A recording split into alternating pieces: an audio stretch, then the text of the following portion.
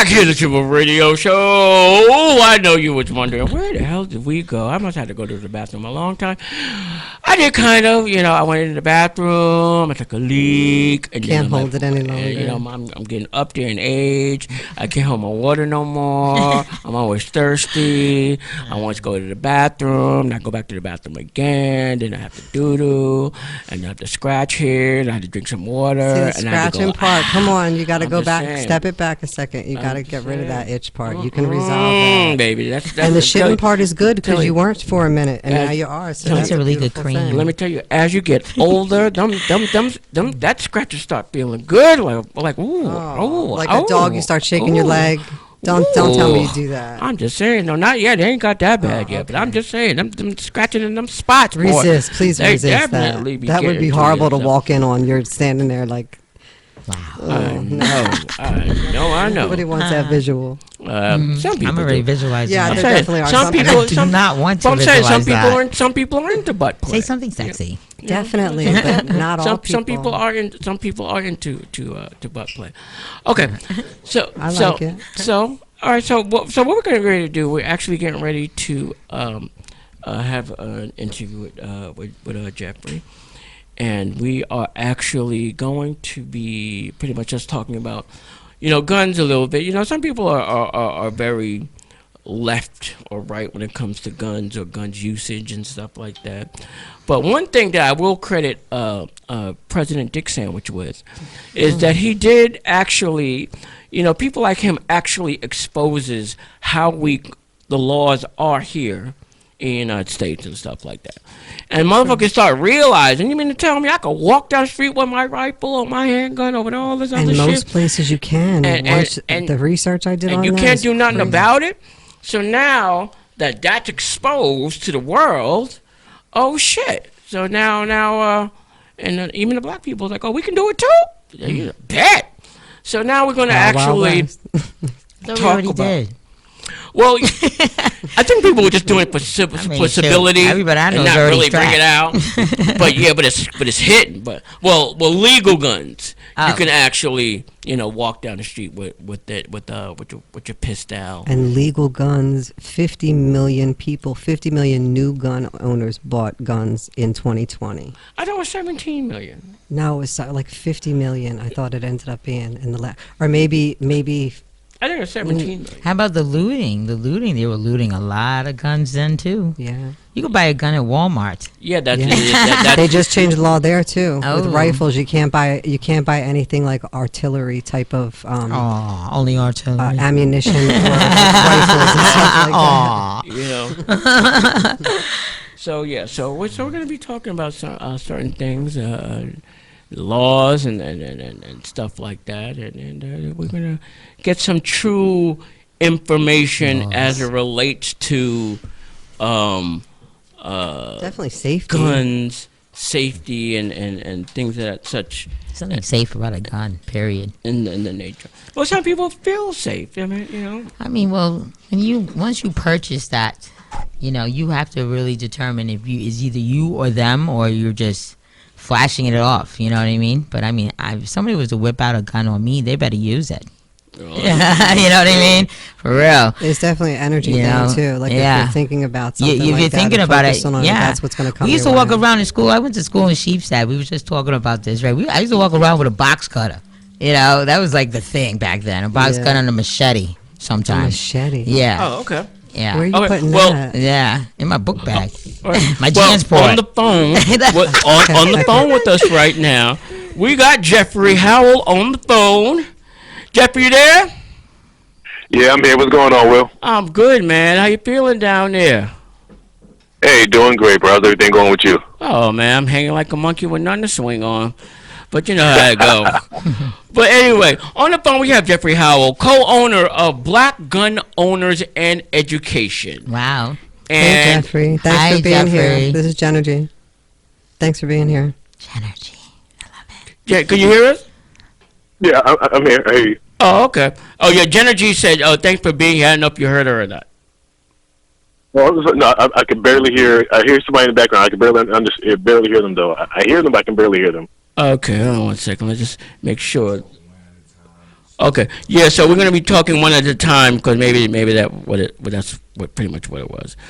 So, Jeff, I'm gonna start it off, and I just want us to do me a favor. Give us a little bit of your background as it relates to how long you've been a gun owner. Yeah, how long how did you come across starting or a gun club for the urban community and on all of that. All righty. Well, I actually started becoming a legal firearm owner back in 2017. So it's only been a little over 3 years now that I've been into firearms.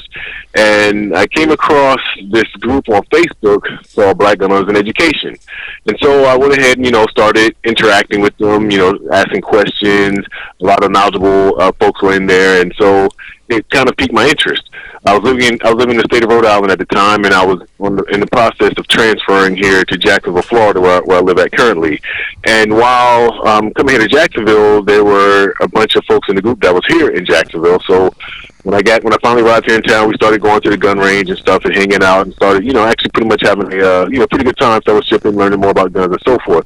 So Facebook, which is where the group was, they started actually having issues with, I guess, the content that we was providing or something, because the group actually got shut down and stated that we violated some sort of community standard or policy, but they would never tell us what the standard or policy was. So eventually we asked for the group to be reopened. They reopened the group, and a few short months later, they shut the group down again. So we're like, okay, what the heck is going on that they shut the group down, but won't tell us why they keep shutting us down? Because nothing that we post on there was anything negative or anything dangerous or anything of that nature. So the founder of the organization, a gentleman by the name of Cedric Bridgewater, decided, you know what, let's go ahead and really push for us, to get our chapters up and running in the various cities across the U.S. and let's put our focus there, which we actually did. In the process, since Facebook shut us down, we actually had started a website of our own called 2a-nation.com, and it was a social media website strictly for firearm owners, for them to have freedom to express themselves and don't have to worry about any sort of censorship whatsoever. Right. So after that, we had a pretty good run, and as of recent, we've been establishing chapters across the U.S. still,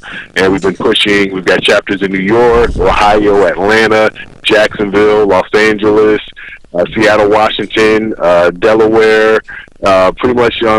Think of the city, we've either got a chapter there or we're establishing a chapter there in the near future. And so with that actual chapter pushing, the chapters being in their own and getting a pretty good following, Facebook with a couple of months, not even a month, was about a month ago, they shut us down again. So we got tired of that once again, and so what we did was we had shut down 2A-Nation, because we didn't get a lot of support, and a lot of folks, they didn't want Facebook, so we wound up shutting it down. We didn't want to keep putting money into a website that folks weren't utilizing.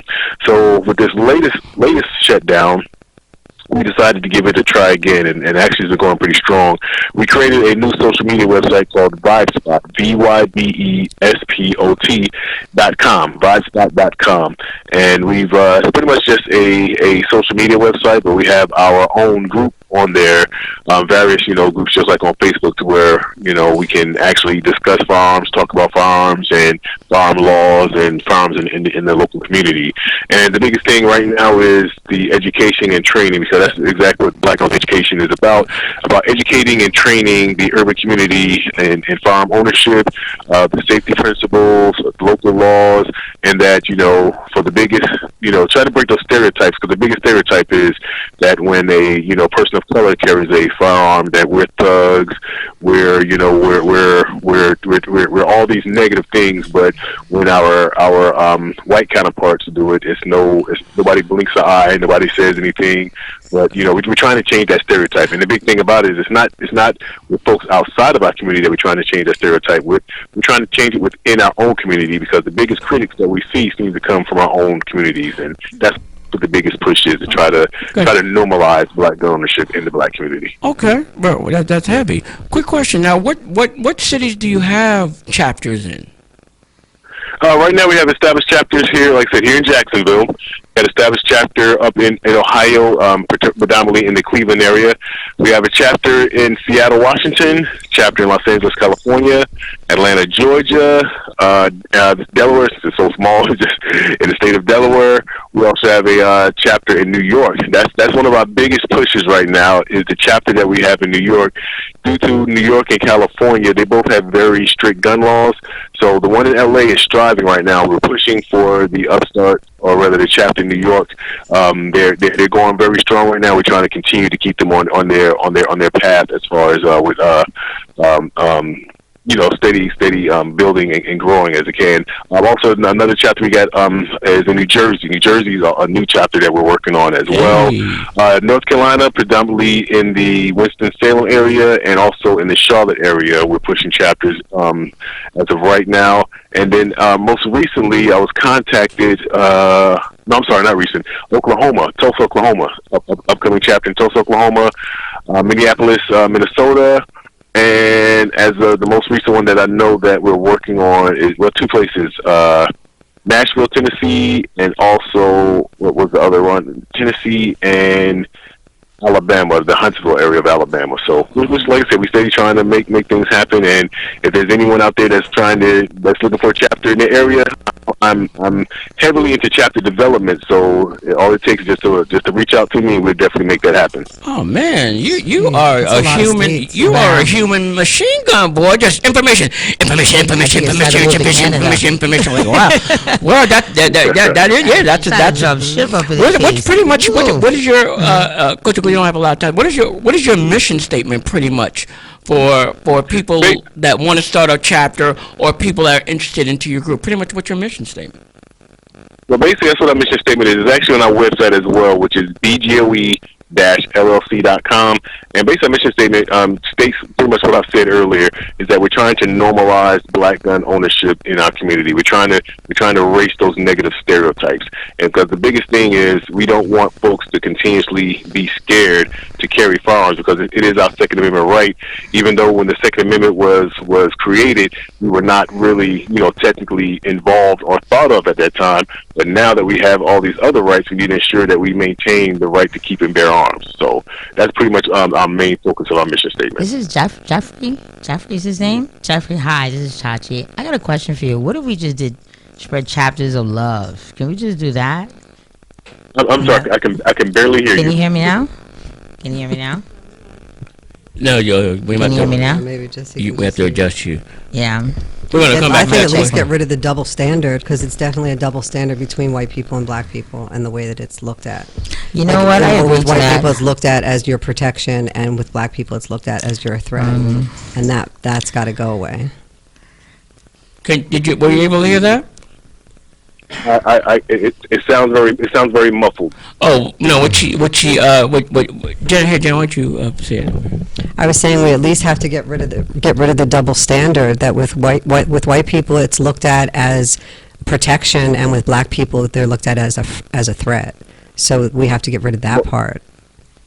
Most definitely, and the most ironic part about that is, a few months ago, almost a year ago, I was at a gun range, and I had established a range day there, a range day meet and greet for one of our chapters.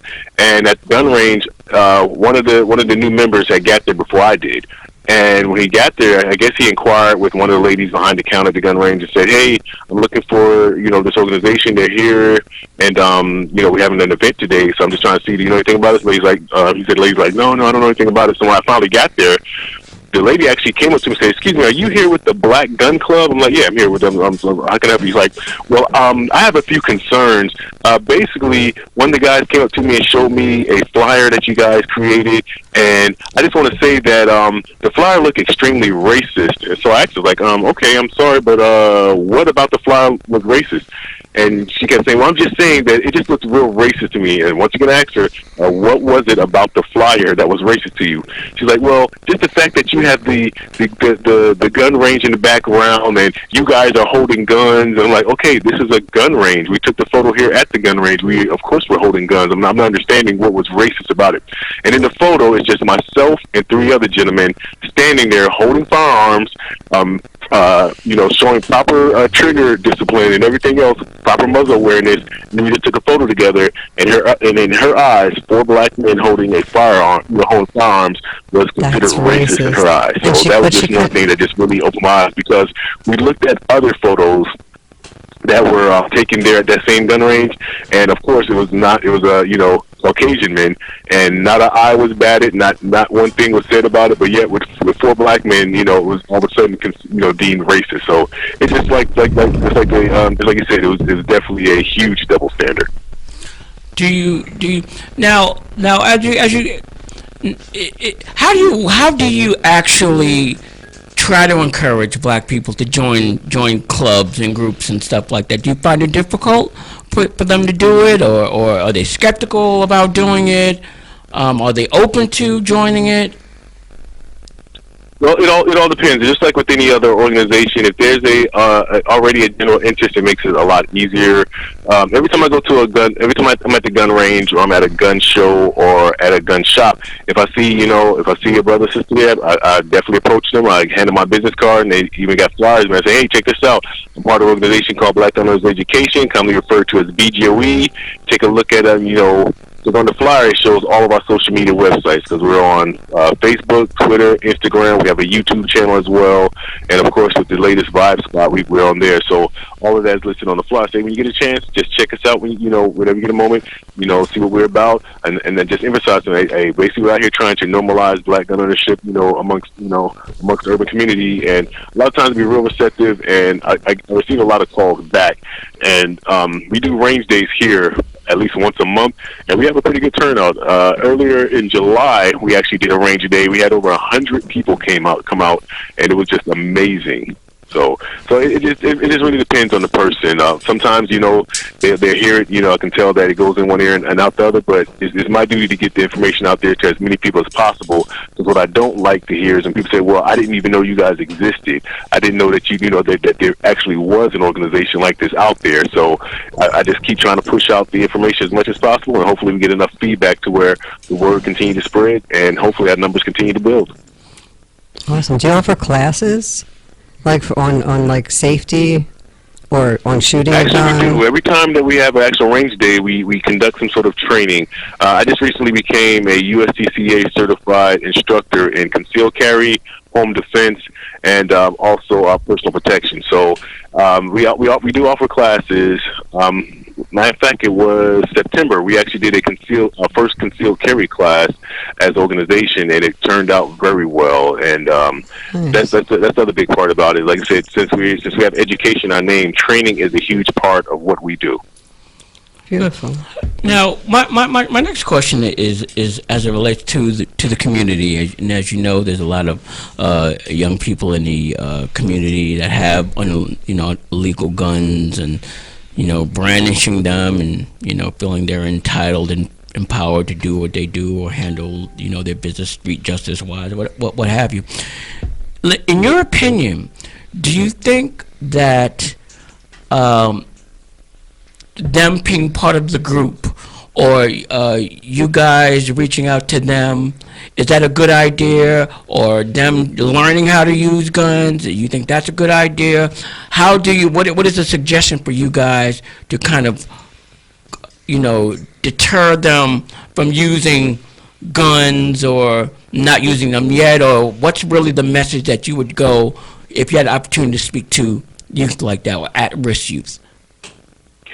Well, basically, the biggest thing with any people within a society is if you train them and show them a different side of it. Because a lot of times, in their mind, they don't feel that they can actually be a legal firearm owner. But if you break it down to them, let them know, hey, look, I get it. You're out here, and you think you have to have it illegally in order to protect yourself and so forth. But there's far more that you can do if you do it the legal way. It's much more that you're protected even by the law if you do it the legal way.